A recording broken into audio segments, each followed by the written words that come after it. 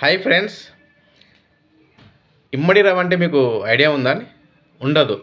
ఎందుకంటే అతని పేరు ఇప్పుడే ఫస్ట్ టైం వింటున్నారు. ఐబొమ్మ అని వెబ్సైట్ అని తెలుసండి, కానీ అందరు తెలుసు ఇది. 100%లా 99% మందికి తెలుసండి. ఎందుకంటే ఇందులో కొత్త కొత్త మూవీస్ వస్తాయండి, అవి చూస్తూ ఉంటారు. సినిమా థియేటర్కి వెళ్ళకుండా డైరెక్ట్గా వెబ్సైట్ నుంచే డౌన్లోడ్ చేసుకొని మూవీని చూస్తూ ఉంటారు.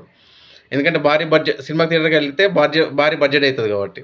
సో ఇలా అయితే ఈజీగా అయిపోతుందండి. కానీ దీని నిర్వాహకుడు ఎవరు? ఇమ్మడి రవి. సో తను చాలా టాలెంట్ పర్సన్ అండి.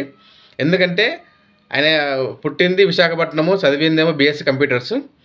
ఏదో జస్ట్ నార్మల్గా ఏదో క్యాజువల్గా ఇలా చేస్తే ఎలా ఉంటుందని చెప్పేసి జస్ట్ టైంపాస్ కోసం అని చెప్పేసి కోడింగ్ చేసేసుకొని ఆ వెబ్సైట్ని నిరూపించిండండి.